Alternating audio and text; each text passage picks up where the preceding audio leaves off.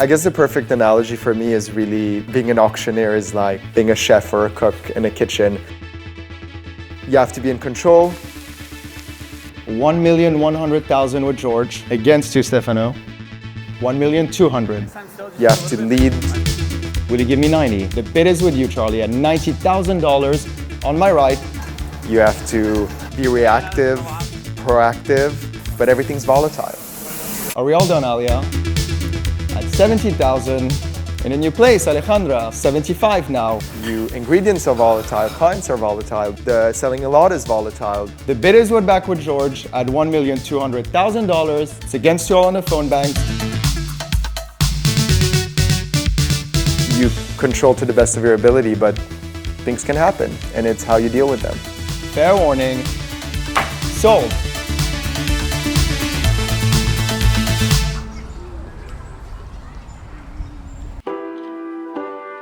My name is Ashkan Baghestani. I've been at Sotheby's for now 13 years. I'm a senior vice president and the head of the contemporary day sale and an auctioneer. At $200,000.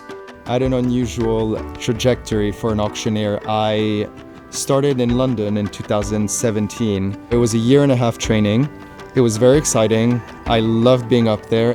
Thank you, David. And moving on swiftly to lot 270, the site Twombly Clou, starting here at 350,000. And then the pandemic hit. All of our sales became online and digital. So for about 3 years, I did not auctioneer once. And when I moved to New York in 2021, they reopened the auctioneer training program for a new generation to bring sort of, fresh breath to the wide rostrum of auctioneers we have at Sotheby's. There was one way of being an auctioneer, of conducting an auction, and I feel that things have changed radically where we're trying to do things differently. Are we coming back in now? My preparation process is usually walk around the block, go into the auction room 30 minutes before,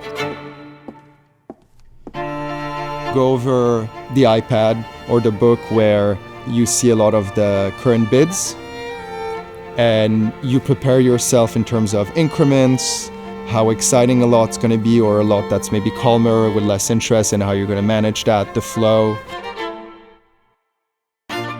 In terms of style, depending on which sale I auctioneer, I can be a bit more daring and adventurous. If it's a younger, cooler, fun sale, The bid is here at $420,000. I can wear a nice salmon pink blazer, I can wear a green suit, or I can be a bit more extravagant. If it's a more serious sale with a different caliber generation of collectors, very sort of polished, strict, blue suit, blue tie, white shirt, no messy hair, nice watch. But the sartorial process of dressing up for an auction is fun. As soon as you get into your suit, you put your tie up, you're in front of the mirror, you exhale, and you're like, okay, I'm going up there. Starting here with a bit of interest at 120, 130, 40, 50, 150. I'm also very superstitious. You never know what can happen. So I always want to use the same gavel. Fair warning, online it's now or never. So. Or always have sort of a pochette or a pin inside. I don't know, it's just a lucky charm. Very Mediterranean, Middle Eastern, the evil eye. I was born in Geneva, Switzerland in 1987 to an Italian mom and a Persian dad. I grew up there until I was 19. Then I went to college in Paris and New York at Parsons, the School of Design. And then I moved to London to start my first ever job at the Victoria and Albert Museum. And then at Sotheby's, where I've been there since 23 years old. Home is a very weird concept for me when you're second generation immigrant, born in a country that's foreign to you, but you assimilated everything from that country, and I'm Swiss at heart. Is that my home? My best years of my life were in London and in Paris. Are those home? I don't know. New York has grown on me. It is the most exciting city when you want to be in the art world. There's no other place on earth where you have such a depth of collectors and artistic wealth and passionate people and the real movers and shakers of the art world.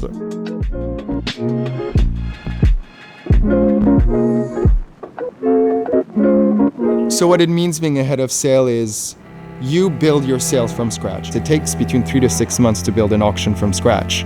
Some of my friends ask me, oh, is this your full-time job, being an auctioneer? No, my full-time job is traveling for appraisals, the consignment process, in the proposals, in the pitch, in the strategy, in which lots you want to include and at what estimate, in which lots you do not want to include. And then there's a lot of fixing that happens right before the auction or during the auction.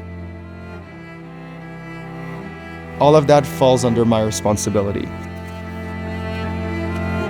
70% this season of lots that had no interest right before the auction started end up being sold. Every lot is important, every seller is important. I'll give you a few seconds online at $100,000, $110,000. It's a debate where do you take your auctions as a head of sale or not? Are you too emotionally invested? Are we all done?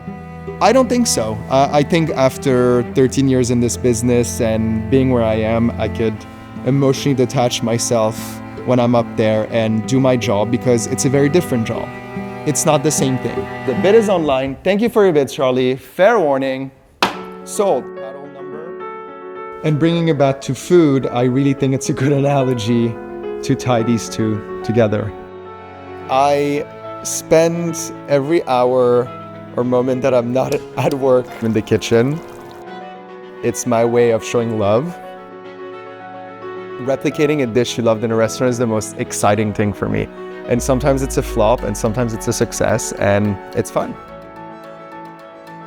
In the same way, because I spend 80% of my time going to museum shows, gallery shows, artist studios, I do the same where you try to take inspiration from those settings and a different type of curation and different type of conversation between artworks and bring that into my job. And the idea is not to copy, but the idea is to interpret, inspire yourself, and then these new ideas come up, and a bit like building a menu, discovering a new ingredient or a new dish, like discovering a new artist and how you sort of tie everything together. I love that.